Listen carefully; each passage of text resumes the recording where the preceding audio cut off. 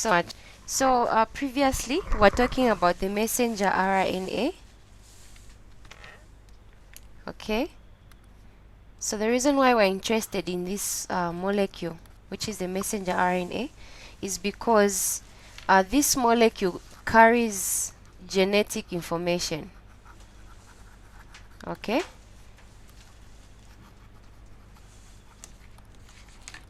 so when we look at the messenger RNA, I'll start by transcription. So when messenger RNA was formed, due to the information that it got from the DNA template, we learned that if you have adenine on the DNA template, in the messenger RNA it's going to be a uracil. So they are complementary in this manner. So you find that this new messenger RNA molecule that we have, it carries genetic information such that this information has to go out of the nucleus through the nuclear pores. If this is the nucleus, this messenger RNA goes outside in order to be translated. Okay, so this is to tell you that the information that the messenger RNA carries is supposed to be translated into the proteins, okay, that we're going to look at shortly. All right, so you may be asking, how exactly does that happen? So we're going to look at what we call the genetic code. So messenger RNA has what we call codons. Okay, so you may have something like this: AUG, cytosine, adenine, uracil, and so on and so forth. So when we say this is a codon, this is a series of 3 base pairs. Okay, so when you see this, we call it a codon. Okay, so these codons are what actually code for a certain type of protein. So for instance, if our codon is AUG, it means this AUG is a genetic code. Okay, generally the meaning of a code is that it can be any form of a symbol or letters or numbers that symbolize or give great significance to something. For instance, the AUG codes for an amino acid that we call methionine. Okay, so instead of us writing on the genetic code this full name methionine, we instead write them as codes. So we have AUG. When immediately you see AUG, when AUG is translated, it will be methionine. Okay, so the mRNA is full of these genetic codes. Okay, so the way information is read, it's always read in threes. So you read 1, 2, 3 as an amino acid. Again, you read 1, 2, 3 as an amino acid, and so on and so forth until the entire genetic information is actually translated. Okay, so that's why we're talking about the messenger RNA. So basically, when we talk about translation, we are basically talking about protein synthesis. Okay, all right, go ahead.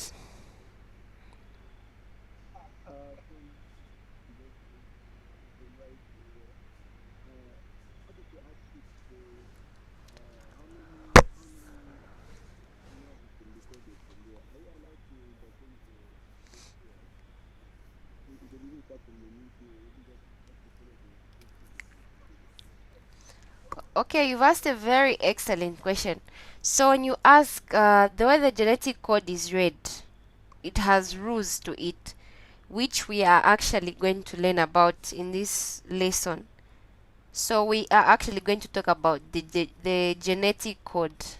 Okay, so this genetic code, we don't just read it anyhow. You can't just start from the middle or from the far end, or you skip some base pairs.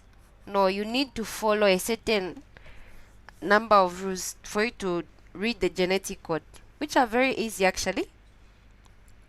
So we'll talk about it. Is that okay?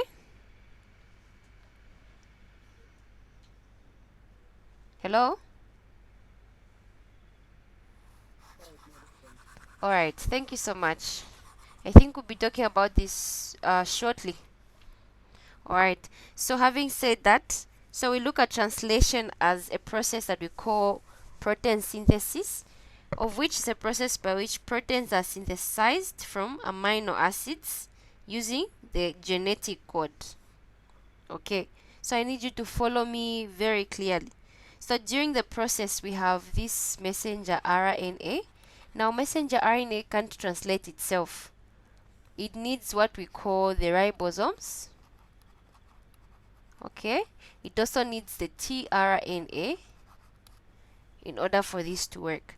So all these three need to work in conjunction in order for an amino acid to be formed. Okay, so the triplet base that I was talking about is what we call a codon. Okay, this referred to as a triplet because there are three is what we refer to as a codon. Okay, even from the name itself you can tell that these three letters that you're able to see, they code for a certain type of information. Hello? Yes, on those triplet codon, Uh-huh. is it always to start with the NAP and then uracil and then guanine? Okay, so On the hello? You asked, is it always that we start with yes, I'm saying on on the codon there, is mm-hmm. it Do we always start with AUG? That's your question? Okay, you've asked a good question. yes? So I've been mentioning this AUG because when you look at this AUG that I've written here, this is actually the first codon to be read during translation. Like all the time, this is the first codon. And you don't have to worry about the rest. There is no need to actually memorize the whole genetic code. There's a way in which you're going to read it. And usually, if you're given questions on the genetic code, they provide it at the end of the paper or immediately after the question. So you don't need to memorize this. Is that okay? And having said that, I'm going to go straight into explaining about the genetic code and how you can actually read this information.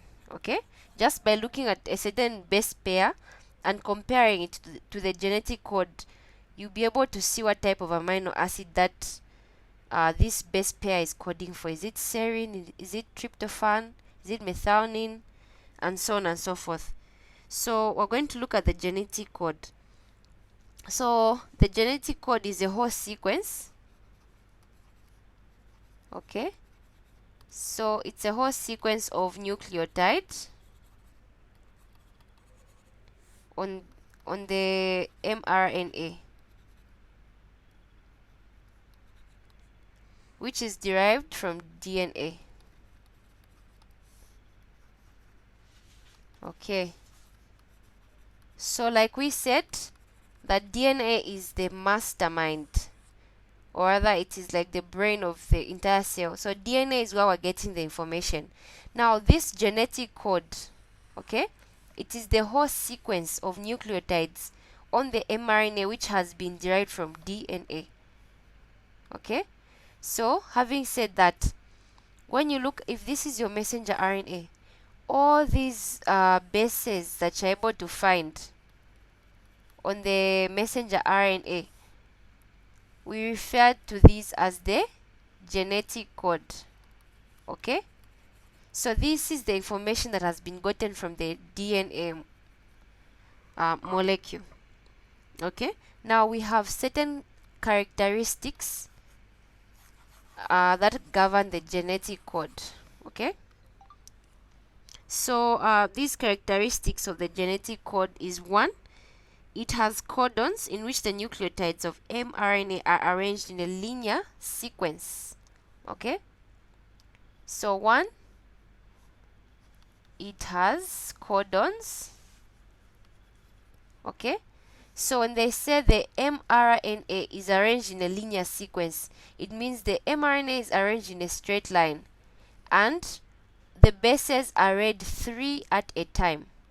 So if you have 1, 2, 3, you end there. This is your codon. You start again 1, 2, 3. This is your codon. You start another one just like that. They are read in 3. So this is your codon. This is also your codon. So they're independent of each other. That's how the genetic code is read. You don't just skip to the middle, or you skip to the back, or you just jumble them. No, you follow a certain sequence. And then the other thing is that, so this is your first one. Okay, the mRNA is arranged in a linear sequence and the codons are read 3 at a time. Then 2, it is non-overlapping. Okay, non-overlapping. So what do they mean? I'll use this example. So like we said that the, okay, let me write it down here so that you're able to see clearly. So now that you've seen that these codons are read 3 at a time, you will notice that when they mean to say non-overlapping, okay, what they mean is that you can't start reading a base from this one and then come and connect and read it like this, meaning you start counting 1, 2, 3 when you had already counted this one as part of this. If you counted this as 3, you should not carry this one and count it for the other codon.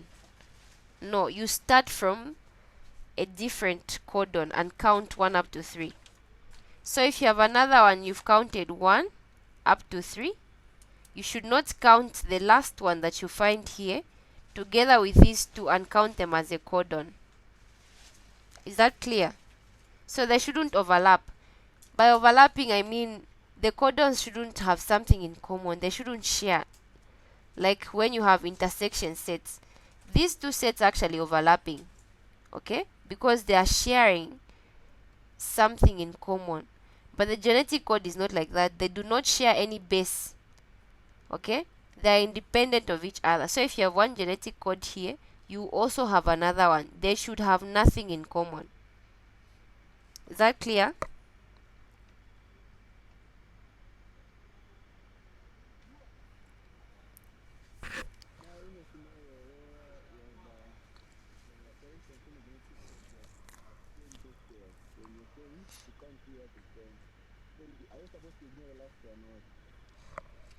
Okay, so in a scenario where you have 10,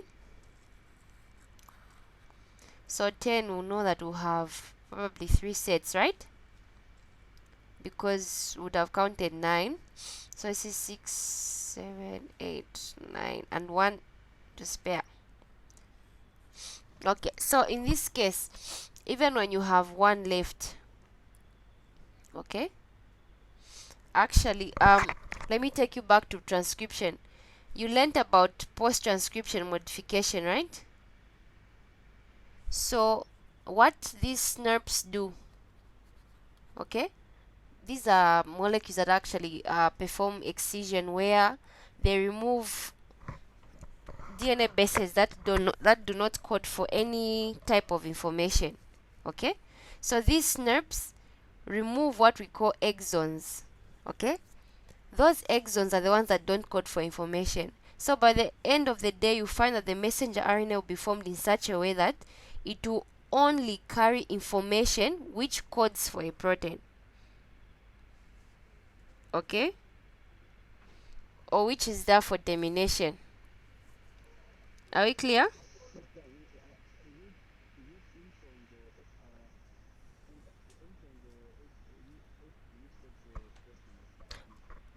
Oh, sorry, correct me if I'm wrong. So we actually call it intron splicing. Okay, thank you so much for the correction. So the introns are the ones that are removed. So when we remove these introns, what will remain is the exons. So these exons are the ones that will code for information, which will be read. Okay? Yes. So having said that, we've looked at that the genetic code is non-overlapping. Let us look for another factor. So when they say it's non-overlapping, they also mean that the genetic code is read sequentially. Okay, so this is non-overlapping. So the genetic code will be read sequentially, meaning you don't go back, you keep reading and you keep going forward. So when you read these three, you go to the next, you read the three, you go to the next, you read the three, and so on and so forth. You keep going the forward direction, you don't go backward. That's what they mean by sequentially. Another thing about the genetic code is that it is commaless, meaning that all the nucleotides are used to code for amino acids, with none of them used for punctuation. So you asked me a question saying, what if there are 10 and there's one that's left out? So what I mean that it is commaless. Okay, it means you can't end here where you have nothing to code for any amino acids. All these codons should code for something at the end of the day. Okay, so the genetic code is commaless. It doesn't have a full stop saying we'll end here and leave something out. Okay, so having said that, we'll look at the fourth thing, which is the genetic code is universal, meaning it is the same in all organisms. So the genetic code that you have in a lion, for instance, or an impala, it will still be the same. You still have adenine, uracil, adenine, guanine, cytosine. You still have these bases in these two animals, but what would differ is the arrangement. Okay, so the arrangement will be different, such that all the bases are the same, but the way they arrange themselves will be quite different, because the way they'll be arranged is what will determine the color of the hair of that animal, the color of the eyes, and all sorts of characteristics that differentiates these two creatures from each other. So the genetic code is universal. Okay, it is the same in all living organisms. Okay, so the fifth thing we're going to talk about is that the genetic code has polarity. So it has polarity. So we were talking about the 5' end to the 3' end. So this is what we call polarity. This is to tell you that the genetic code is read, or rather, let me use a better term, the proteins are synthesized in the 5' to 3' direction. So it has polarity. The way these amino acids are synthesized is in a certain sequence. They're not made in any other sequence. So if this is mRNA, you won't find the tRNA just making them anyhow. It needs to move. If it starts from here, it has to go to the 3' end. So it will be 5' to 3' end, building these amino acids like that. Okay, so that's what we mean by it has polarity. Polarity meaning it has direction, just like the north and the south pole. Just like they have direction, same applies to the DNA. Are you clear on that one? Hello? Okay, the sixth thing I'm going to talk about is that it is degenerate. Okay, so what do they mean by it is degenerate? Okay, so what you notice is that it will be called degenerate, meaning that more than one codon, so more than one codon can specify a specific amino acid. Okay, so how is it possible? So but having to say this is an exception, except tryptophan and methionine. Okay, so it is degenerate because more than one codon can code for an amino acid. Okay, so here's what I mean.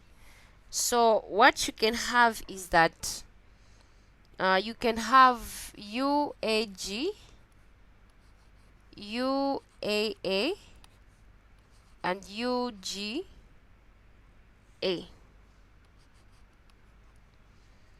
Okay, so no, let me use a different example. I want something that looks very familiar so that you're able to relate.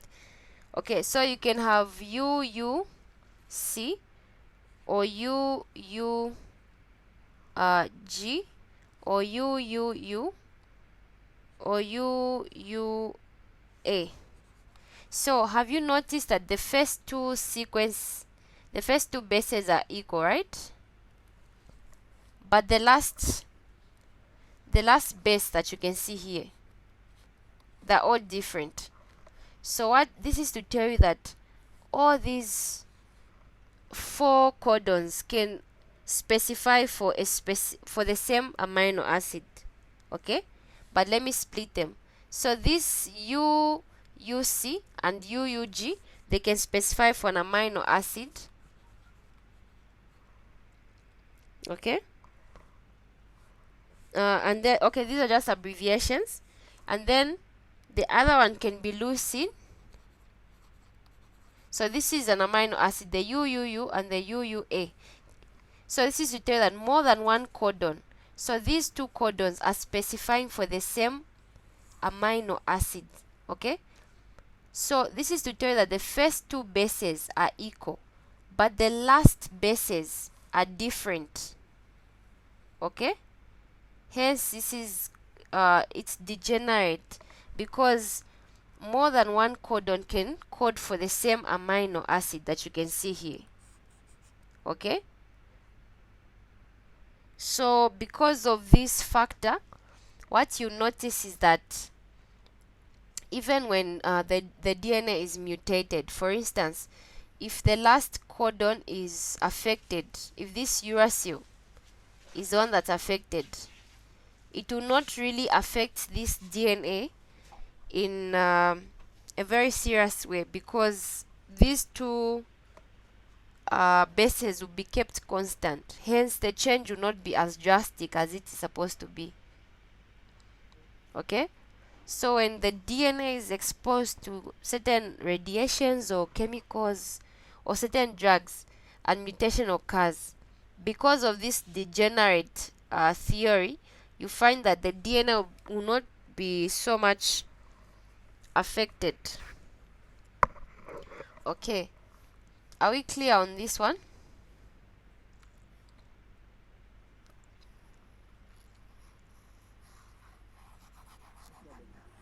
Alright, the other thing I want to mention is that on the genetic code we have what we call stop codons.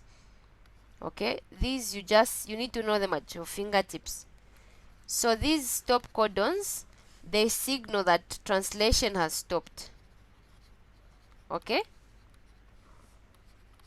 so the stop codons are like a signpost to signal that translation is done. So we have 3. We have UAA, UAG, and UGA. Okay, these are what we call stop codons. So when tRNA is busy synthesizing amino acid, immediately it encounters any one of these, translation has to stop. Okay, so these they help in termination. Are we clear? They're actually called nonsense codons or nonsense codons because they don't code for any information, or anti-sense, any of these terminology. Are we clear on this one?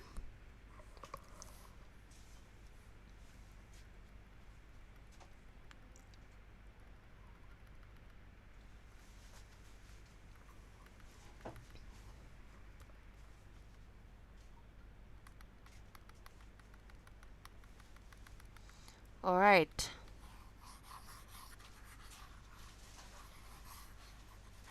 The next thing that we're going to talk about is what we call the WUBO hypothesis. So before we actually even learn about translation, it's important that you know these terminologies, so that even when we start talking about them, you not get lost. So when you look at the WUBO hypothesis, it's actually the interaction between the codon in the messenger RNA and the anticodon in the tRNA. It needs to be exact in the first two nucleotide positions.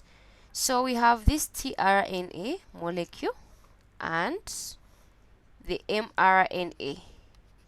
Okay, so what you notice is that tRNA is the one that reads, or it's the one that is helping to translate this mRNA into amino acids. Okay, now what you notice is that when mRNA is AUG, tRNA will have what we call an anticodon, which would be UAC. You see this, right? This is anti. So what are we trying to say? What we're trying to say is that the anticodon in the tRNA needs to be exact in the first two nucleotide position, but does not have to be so in the third position. So remember I said in the degeneracy of these anticodons that more than one codon can code for an amino acid. So if you have U and UUC. Madam, Hello? madam. Yes, I'm hearing you. So those anticodon, are they complementary bases to the one on down there? Yes, they're complementary. Okay. Yes, that's how information is read. They have to be complementary.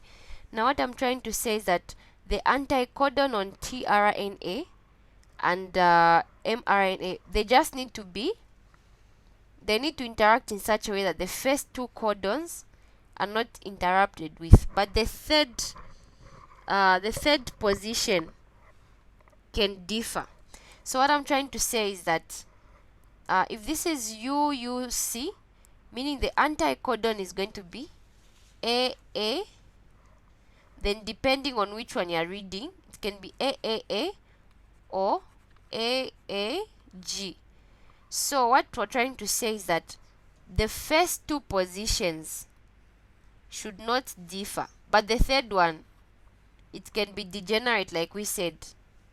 This one can differ, but the first two positions of the anticodon and the codon, they should not differ. Meaning if this tRNA reads this this codon right here, okay, when it reads these two, the first two bases, they should not differ from the second one that it will read, so that this tRNA can code for the same amino acid. Okay, is that clear? So when tRNA is reading these two, the first two bases should not differ, because these two bases are the ones that will determine whether they'll read or rather code for the same amino acid. Is that clear? Hello? Okay, so this is what I mean. Okay, so let me give you an example of a certain amino acid. So what I mean is that for instance, serine, okay, serine is coded for by AGU. And by the way, I'm not guessing these codons. There's actually a genetic code. So which takes us back to what I was saying, that you don't need to memorize this. So serine is AGU and AGC. So what I'm saying is that the anticodon for these, this is the codon, right, that you've seen. The anticodon for AGU is going to be UCA, and here it will be UCG. Now what I'm saying is that when this tRNA, okay, these are anticodons, isn't it? Okay, so these are anticodon. So when this anticodon is reading this, whenever it reads this, it should not differ in the first two codons. Okay, if this is the anticodon, they shouldn't differ. Okay, even if this anticodon is used to read the second codon, it will have no difference because the first two codons are equal to the first one that it read. Hence the amino acid will still be serine. Okay, so what I'm trying to tell you is that this UCA, it can read UGU and AGC and still give you the same amino acid. The same will apply. The UCG will read this AGU and AGC in the same way and still give you the same amino acid, as so long as the first two bases are equal. Okay, is that making sense?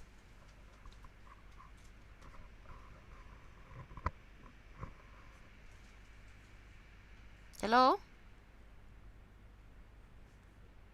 Hello? All right.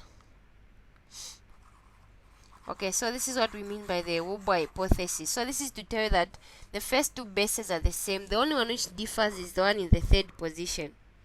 Okay, so the degenerate base,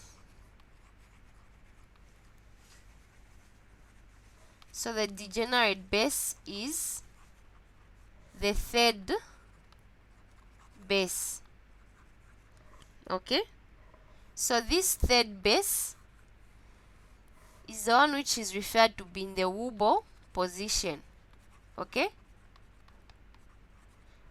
okay, so it's said to be in the Wubo position because the first two bases will be constant. Okay, they'll be constant, but the third base can change. Okay, that's why it's called the Wubo hypothesis. Now the last thing that we're going to learn today is I want to teach you on how you can read the genetic code when you encounter it in an exam or in a test. So the genetic code is you can consider it like the way you read the periodic table, where you have periods, you have groups, and you have elements there. So what you have is the first letters, right? You have U, C, A, and G. Okay, then the second letter, so it's actually written. Okay, so this is the first letter, then the second letter, which is actually written on top. So this is the second letter. The second letter is going to be U, C, A, G. then the third letter is written this side. So the way the third letter is written, so let me draw something like a box. So you have something like this, okay?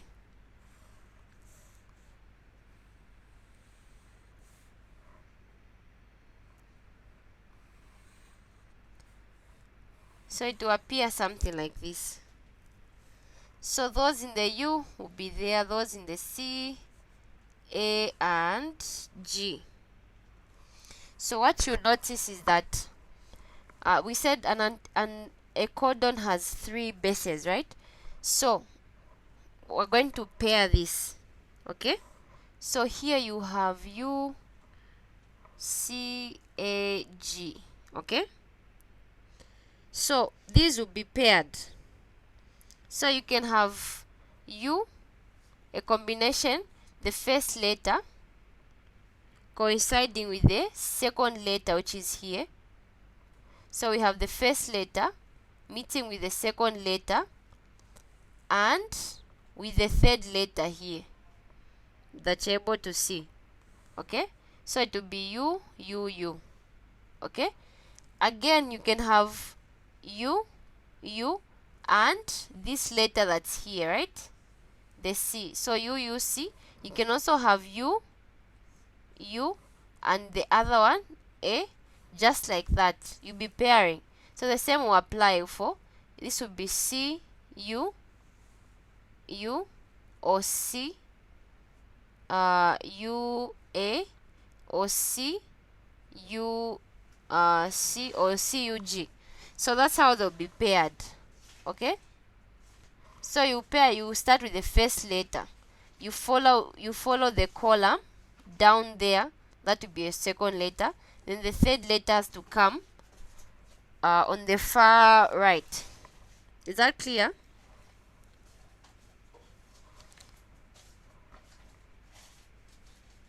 Hello? Hello? Hello? So when you're given a question, you can actually just come direct to the table. If they've given you a sequence A, U, U,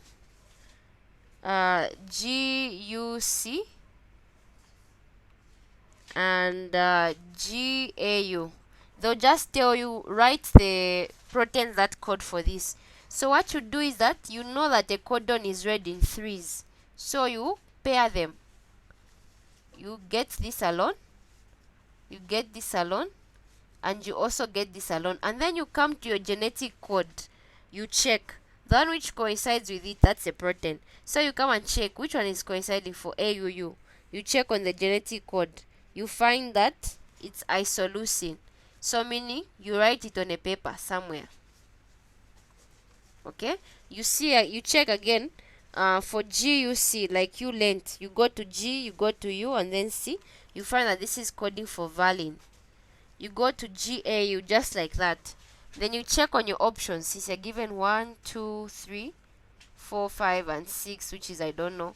So you check on this, which one is coinciding with this, and then you can write it. Is that clear? Hello? Yes? Are there any questions?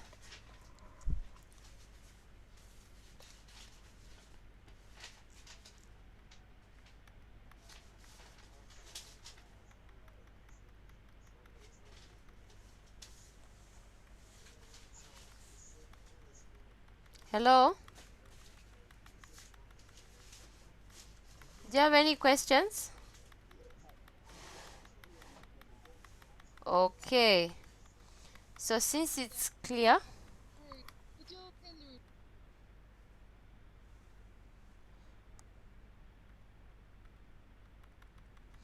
I kindly do what?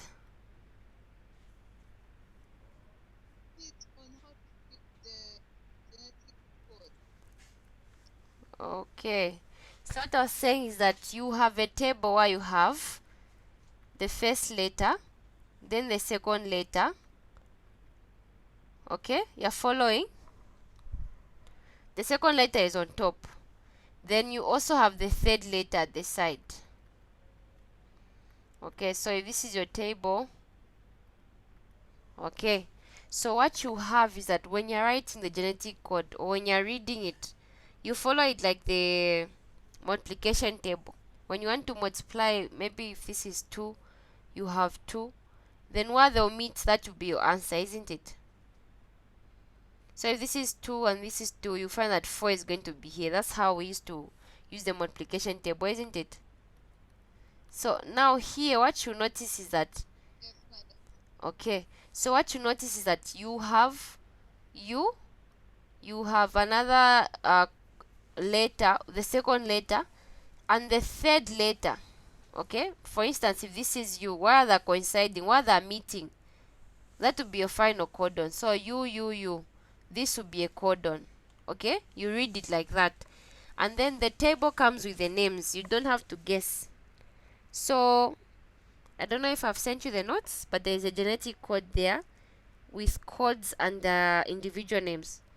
So the same will apply. If you have C, you have U here, and the third letter at the far end, you have CUA. It will code for a certain amino acid. The same applies when you come to C. You come to the second box, right? Meaning it's going to be what? C. What's the second letter? C. The third letter will be what? For instance, if they C here, so it will be CCC, right? What if I come in this third box? What letters am I going to have? Hello? Hello? So you have C, you have A, and another C. Here you have C, you have G, and another C. Is that clear?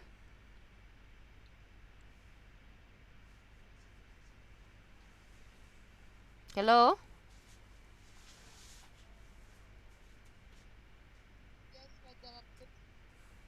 Okay, so have you understood how the genetic code is read?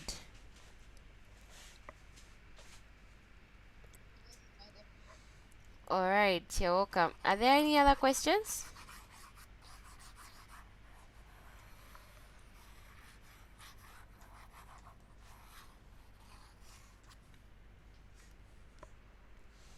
Okay, if there aren't any questions, we've come to